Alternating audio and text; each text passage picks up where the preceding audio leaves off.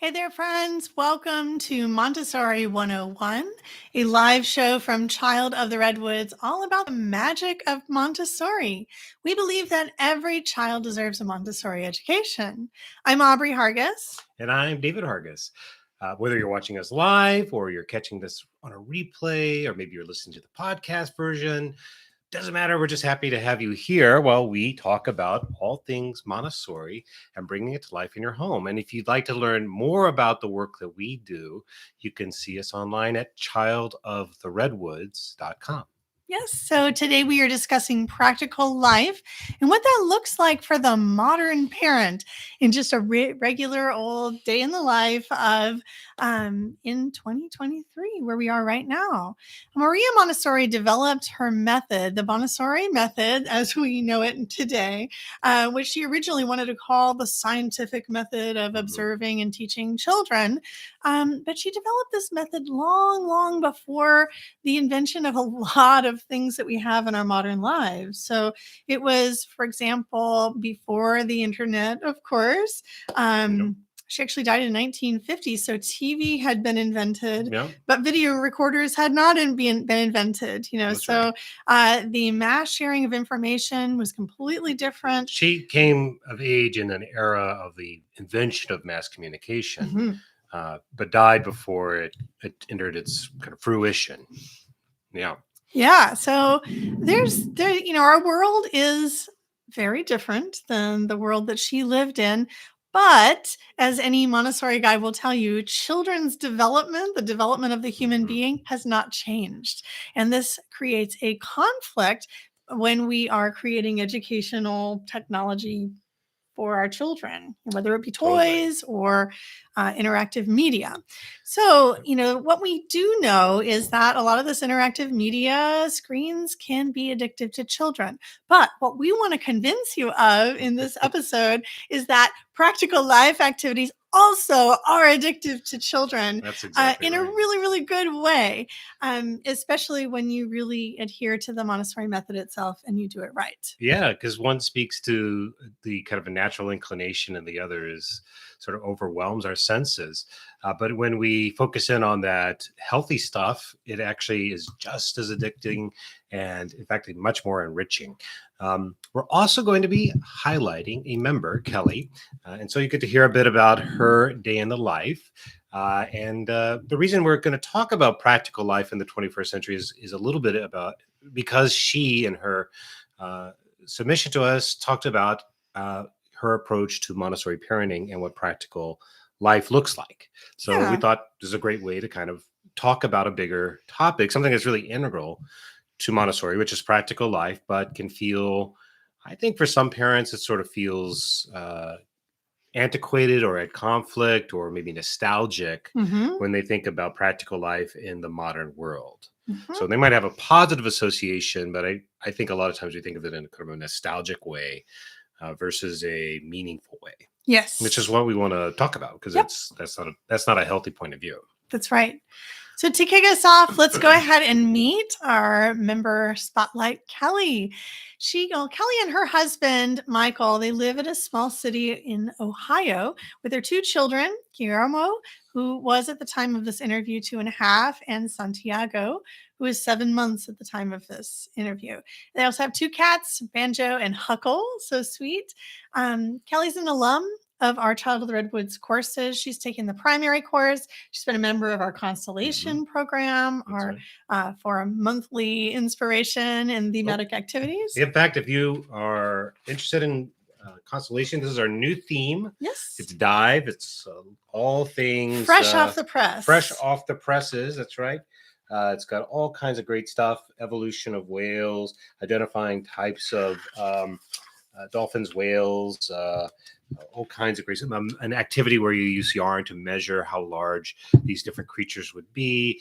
It's a lot of fun. There's writings about the orca and so forth, and that's over on our website if you're interested in learning more about Constellation or to join to get access to our new theme. Yes. We love writing these themes and producing them for you. It's not quite a hobby for us. Definitely not a hobby. It is definitely purposeful work, and it's very, very fulfilling. And something else really cool on the topic of hobbies is Kelly, at the time that she wrote in this interview, she had just started taking up knitting, Oh which yeah. really took me back to the day I remember taking up knitting with a group of Montessori guides when we were all taking our Montessori training together. It was such a beautiful, I don't know, there was something about that hands-on work Yeah. and doing it while also talking with other Yeah. members who were studying Montessori. We Yeah. had something purposeful. I remember I Yeah. wasn't pregnant Mhm. yet with our oldest, but I started to knit a baby blanket in anticipation, so it was really, really sweet. So Kelly Cool. had just started knitting as her own hobby. And at the same time, as her children were, she has got a toddler and a baby, she's also going back to school for nursing after having been a German teacher for 8 years. So it was a time in her life when she was experiencing a lot on her plate. So a lot of people look at a day in the life of a Montessori parent and assume that that parent just is stay-at-home parent and has nothing to do except really focus in on the Mm. children and their Mm. development. But I just want to kind of give you some backstory on this, that Kelly actually had a lot of things going on at the same time that she was implementing Montessori in the home. Yeah, that's right. Yeah. So, in fact, thinking about that knitting and the transition, career changes, I was thinking about there was a point where our children were very, very little, Mhm. where we had just moved. We were kind of in a transition. And I just had this kind of epiphany myself that I was ready to move away from the classroom teaching and into a different kind of teaching. I was hoping to move into Yeah. parent education. And it was during the period where I had those little toddlers and we were so immersed in practical life activities that I Mhm. really felt that calling very, very strongly. Yeah. So it can be a time of life if you are a parent and you have littles at home and you are engaging in lots of practical life activities. And if you don't know what that is yet, we'll dig into it later. But if you are, you might also be feeling that you're in kind of a period of transition with your children. There's just something about raising small children that makes us, especially when we're really all in as in a Montessori perspective, that really makes us reprioritize our own lives and think about what we are doing to care for ourselves and our Mhm. own well-being as well as our children's. Yeah, yeah, I think that's right. There is such a ebb and flow to our existence, to our life. If you think about so this is a little philosophical, but that's actually kind of important because when we think about Montessori, sometimes we reduce it to materials like the Pink Tower or certain kinds of lessons, and that's true. But Montessori, Maria herself, was rooted in a deeper philosophical concept, and these things that she produced were expressions of them. So it is actually meaningful and important to take time every now and again to think about the philosophy or the kind of bigger picture, because that's how we orient ourselves to a Montessori mindset. And I think with practical life and the thing we're just talking about here, what I was reminded of is the sense of ebb and flow, right? There Mhm. is a ebb and flow to the human life.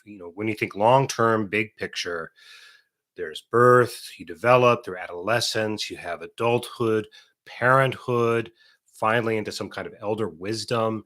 This is the journey of life. Now, there are external events that are acting on us. And for most people through most of human history, these external events are forcing a natural ebb and flow, right? So you get to the age where it's time to have children, it's a social obligation, or you just have a drive to do it.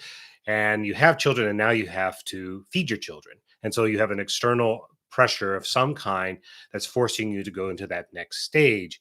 We have this need to feel responsible, right? So there are ages when we also would need to feel more carefree, or when we would feel more invulnerable, or maybe feel more frail. This is Mhm. our natural ebb and flow of life. It reminds me of the Birds back in the 60s. They did a song called Turn, Turn, Turn, Mhm. which is based on a biblical passage from chapter 3 of Ecclesiastes. There was a season for everything. Mhm. And so, I mean, that's very ancient wisdom.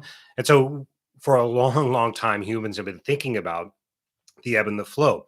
The reason I'm pointing this out is I think that in the modern world, it's become easier not to ignore the ebb and flow completely because we are biological creatures, but to mute it or turn it down or try and numb ourselves to it in one way or the other through pharmaceuticals or a certain lifestyle, or it's all about beating the clock. And I mean, we all want to live a healthy long life. I don't think there's anything necessarily wrong with that, but it can turn into sort of an egoism.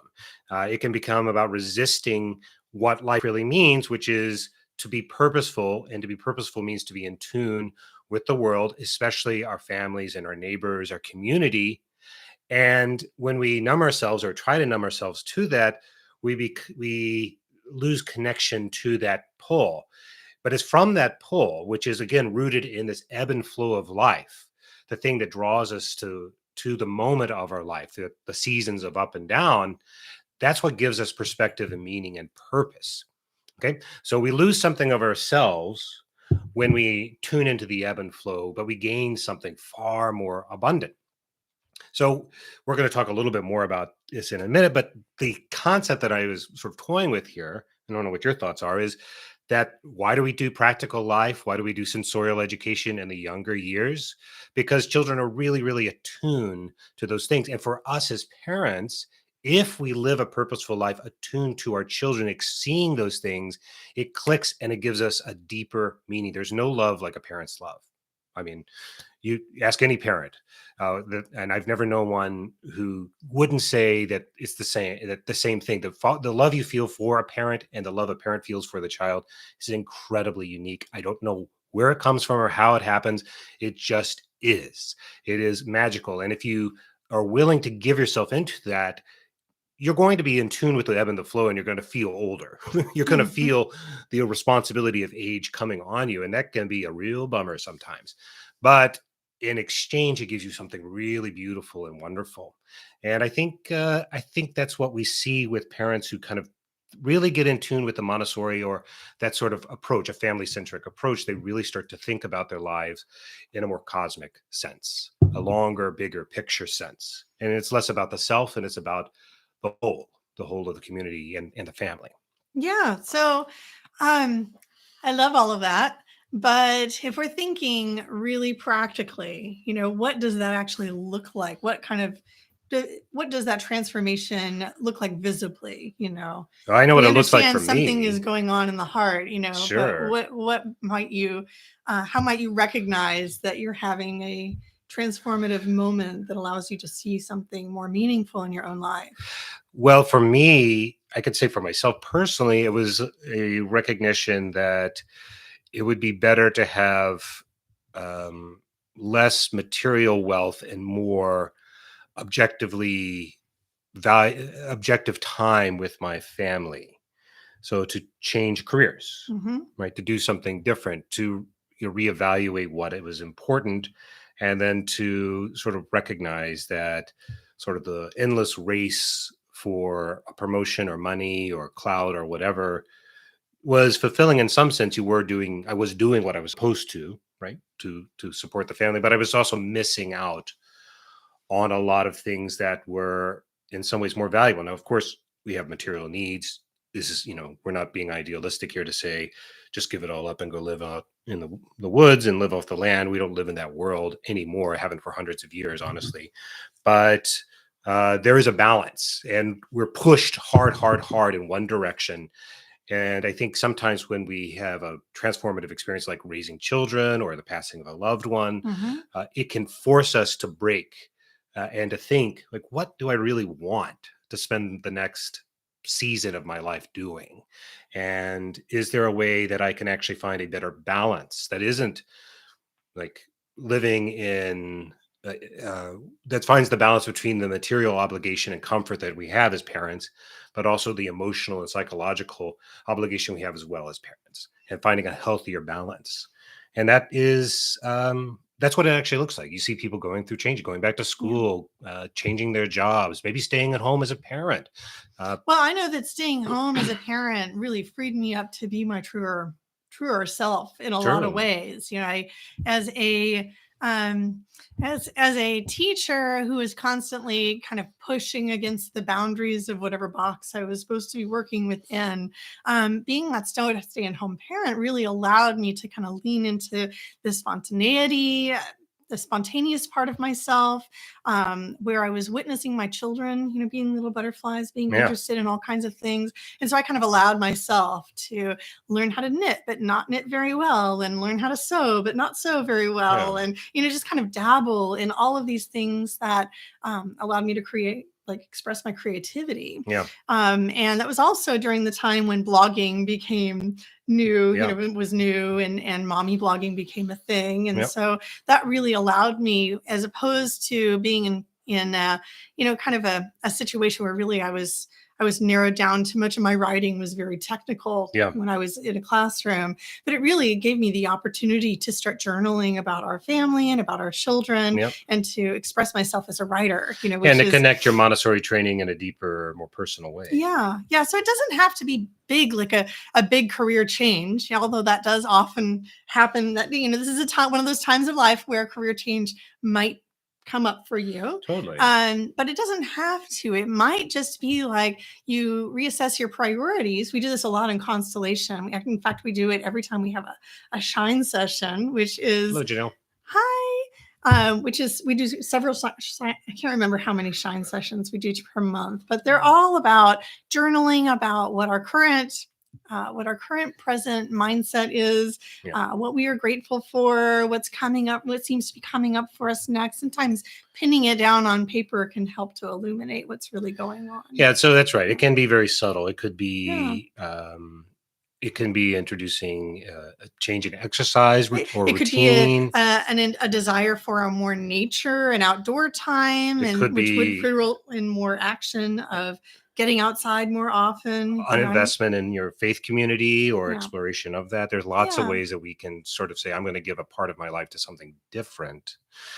And because they're inspired by these external circumstances, and you're willing to sort of lean into the ebb and flow, which is scary in a sense because there's a finality to it, but it kind of reaches into the thing about us that is, I think, actually true, the human part of us. And I think that's where Maria's head was too. And I think she lived in an age that was a little easier in some sense because it was not this mass media, ultra industrialized world when she was first thinking and writing. It's gotten trickier in some sense, but definitely those are eternal truths, capital T truths. So the point is, practical life, the opportunities for practical life are part of this journey and an essential part of this journey of transformation that you're having as a parent. So tell me more about Kelly's life.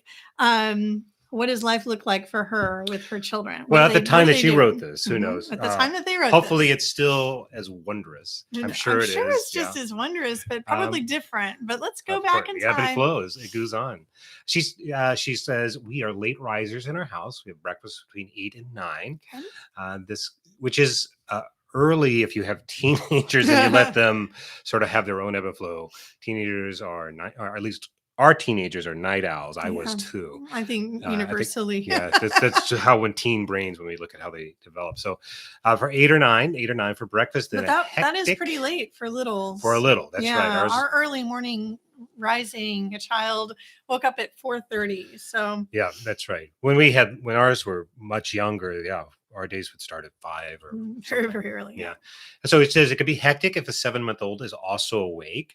And I certainly remember that too, when you have 2 ages there. Between 9 and 10, they do practical life together, cleaning up from breakfast, unloading and loading the dishes, picking up during this time that Santi is also ready for his first nap. So baby goes to nap. And big brother comes up with me to help out. Okay. And then after 10, Gizmo and I have some time together while little brother naps. We usually read, play, or go outside. And Gizmo is her nickname for her. Aww. Is that right? Yeah. And to to a parent who doesn't follow Montessori's method, it's interesting. She talks about doing chores, but she doesn't say it's chore time. She says it's practical lifetime. Right. She's using Montessori language. And we usually make a point to call out these mundane things like cleaning up as a chore, but we in Montessori would call them subject areas. We call practical life as one of the 10 subject areas that we highlight for the 2 to 9-year-old set.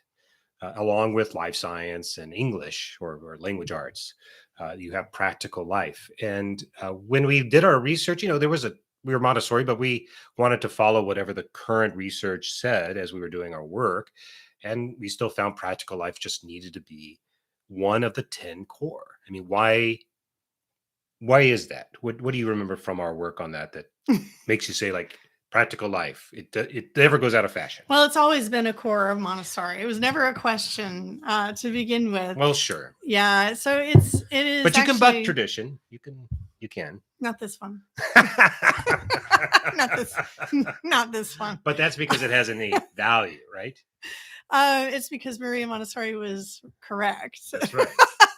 So back in the day when Maria Montessori was designing her curriculum for very little children, she didn't really teach them at all. She didn't feel like her purpose was to teach them while they were there. Mm-hmm. Discovering that they were capable of this immense learning was kind of a side effect. It was a result of her observations rather than something that she was setting out to do to them. It's true science. And that's really different from the approach that we take to preschool today. And it's something that Montessori preschool teachers have to remind themselves of. That's why studying the philosophy is such an important part of becoming a Montessori guide. That's right. Because, ultimately in a Montessori school or a regular preschool, someone is either you are like getting paid to educate children, right? And there's a lot of pressure in that.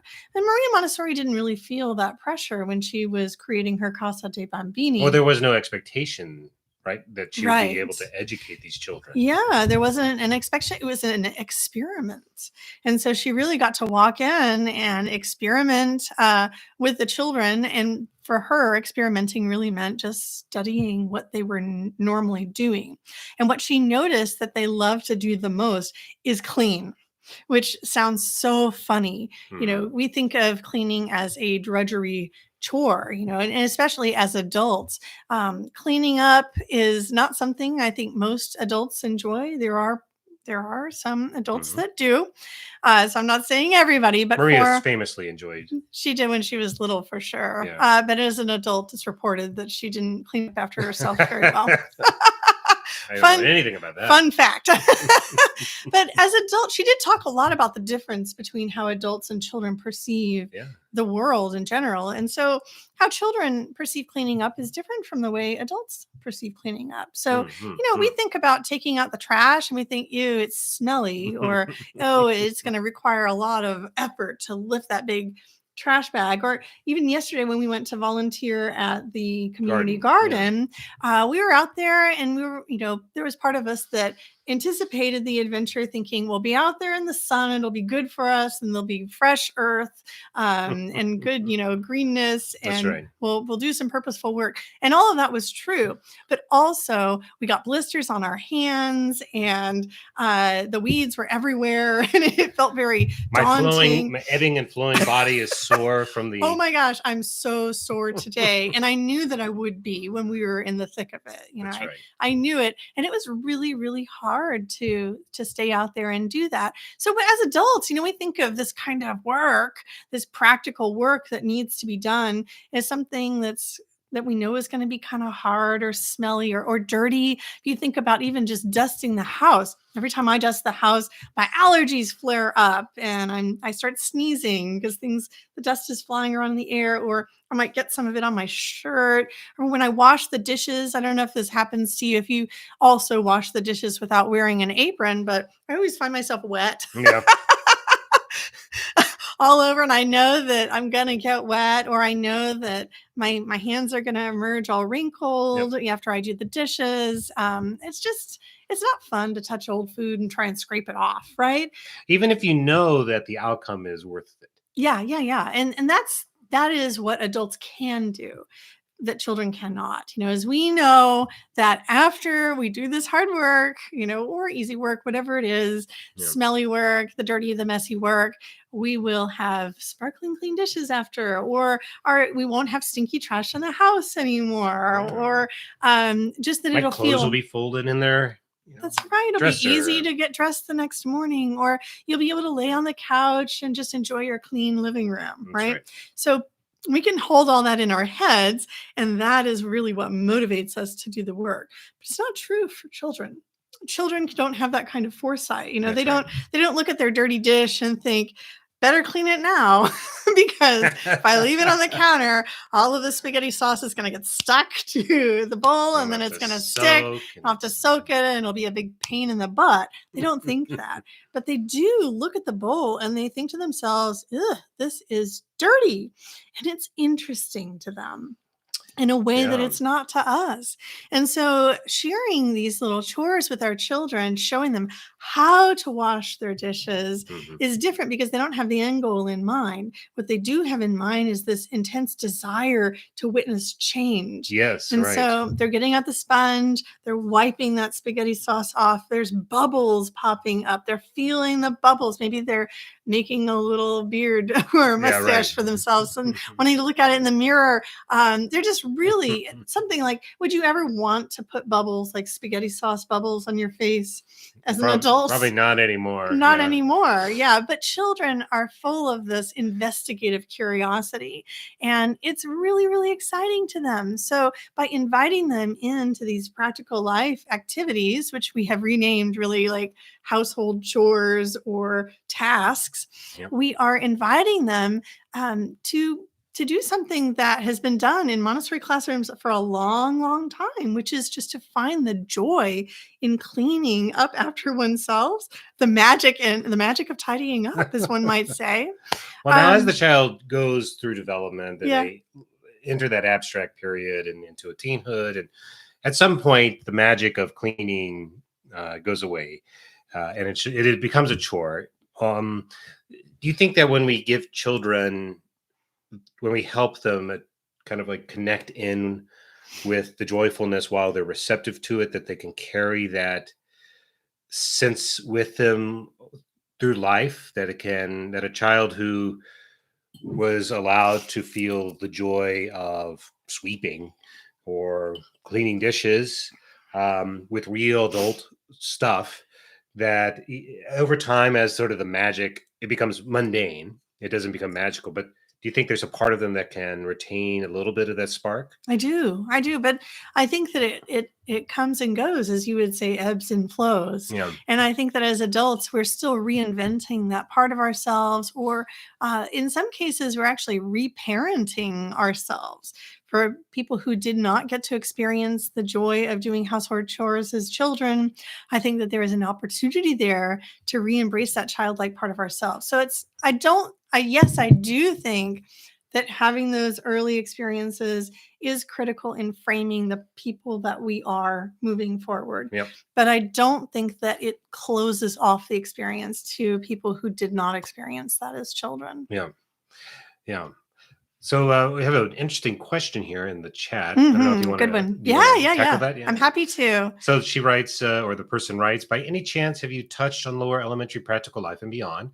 There is so much for 6 and under, but little to do after 6. Yes. So okay. So this is something I really struggled with actually after taking my Montessori lower elementary training, Mhm. where practical life is not considered a core Or subject sensorial. anymore. And we did have debates about this. We do. We didn't, I mean, it was a solid, we can't touch this with the primary, the practical life being in the primary curriculum. But with lower L, we really did have to discuss over and over whether we were going to include practical life in the lower elementary curriculum as Right. well.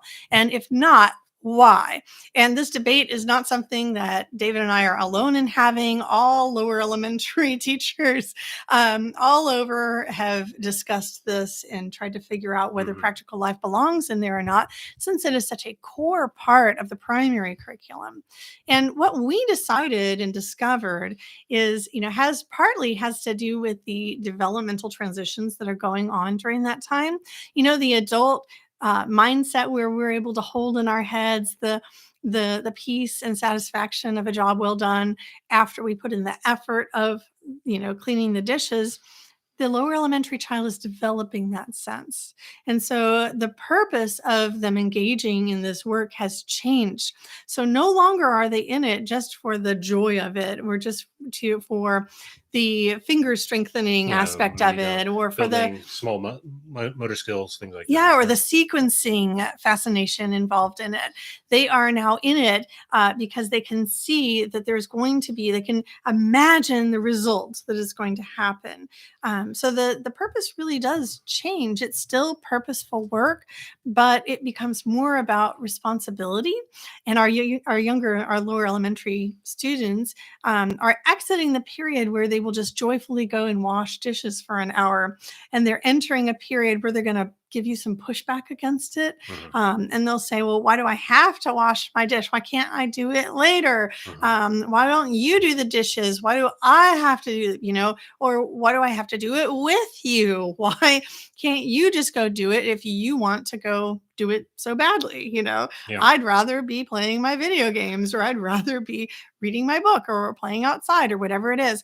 And so that's where, as the lower elementary guide, we have to come in and we say, here are the reasons why we need to do this. Because and that why, abstract mind is looking for the follow through. They Yes. want to know their purpose. They right? do, The brain they is now do. able to. And you relate don't to have that to purpose. verbalize the purpose to your primary child. No, It's just they like find you the just joy just in the act you just itself. present it to them. You demo it. You do it alongside, and then they're just going to be joyful in the process. But your lower elementary child needs to know why, and they need to also have the opportunity to experience the consequence of it not having been done. Now, when it comes to something like pet care, Yeah, those consequences could be too high. Like certainly. we obviously don't want to starve our pet because our child forgot to feed them, and we were just like, it's your responsibility. That's a no-no, and everybody knows that. If you have a family pet, that is your responsibility, period. And if it's your child's responsibility to do it and they don't do it, you have to be the adult and follow through on that. It's just common sense, right? But when it comes to something like you need to clean your room, or you need to set the table, so that we can eat in a timely way, or those are the kind of things, those little things. Or it's your job to take out the trash.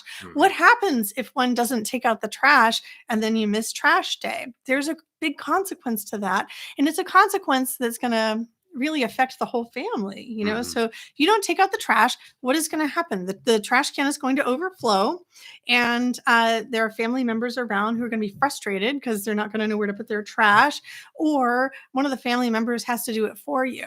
And then there's your consequence, and that you need to talk about it together.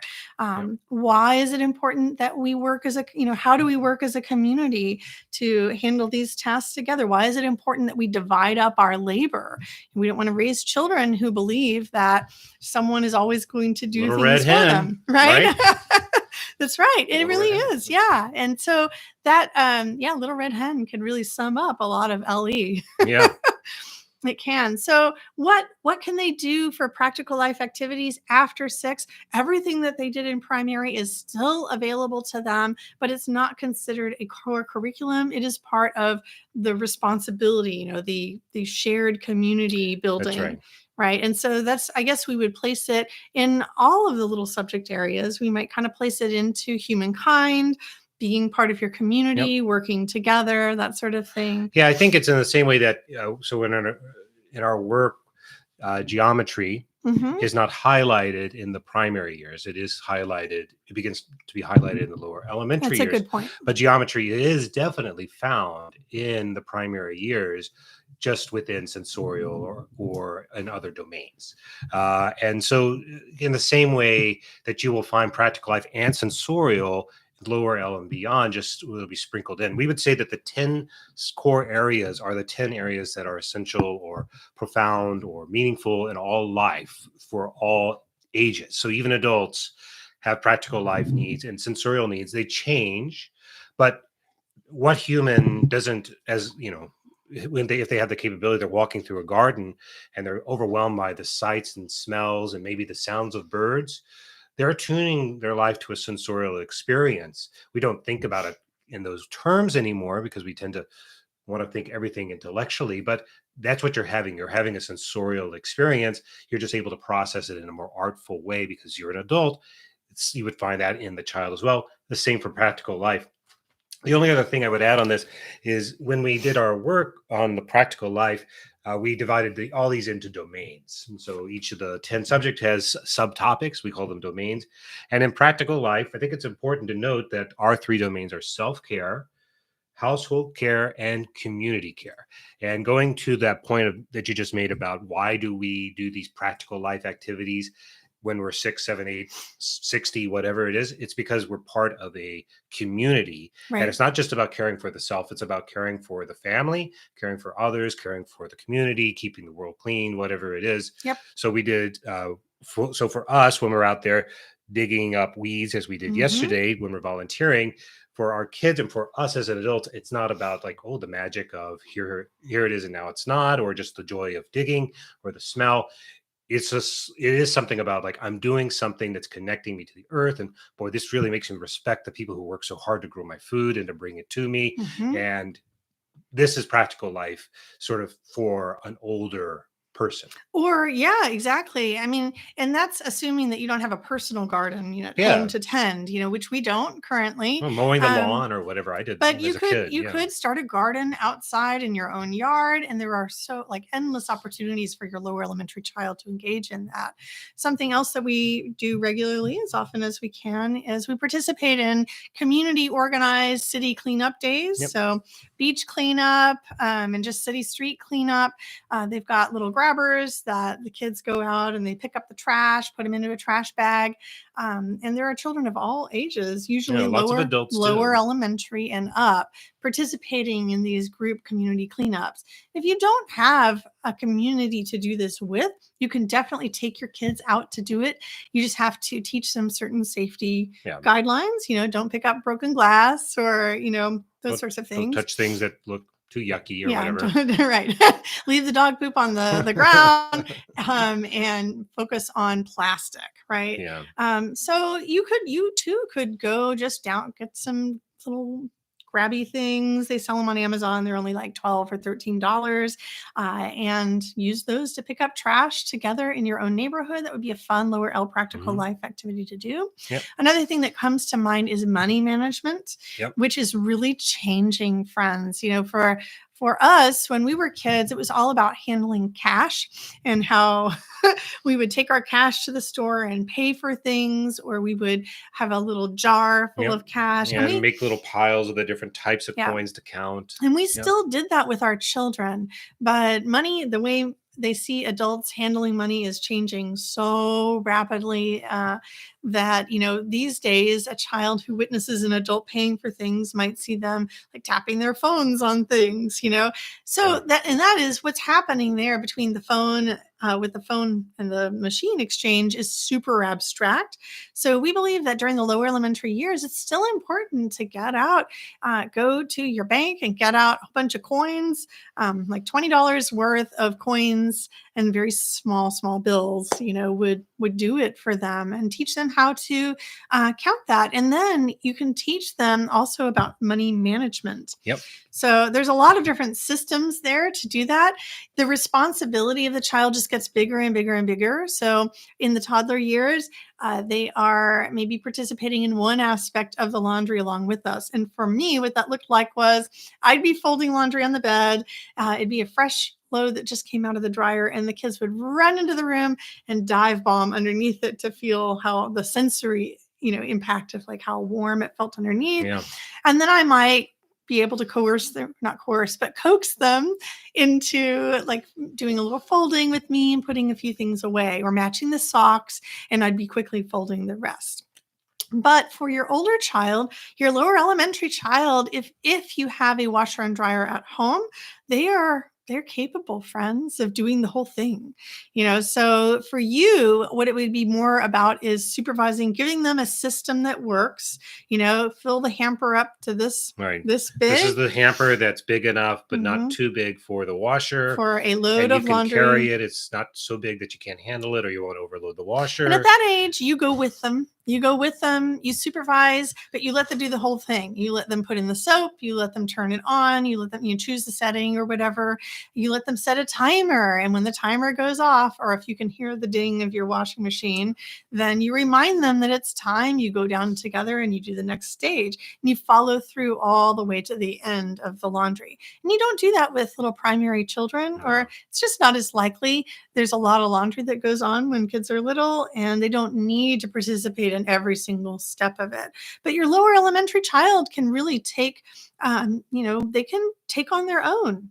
They can do a whole load of their own. And I think it's a great one. Like, I think that's a great example. Laundry is practical life for 6 and over, 6 to X, into no end, right?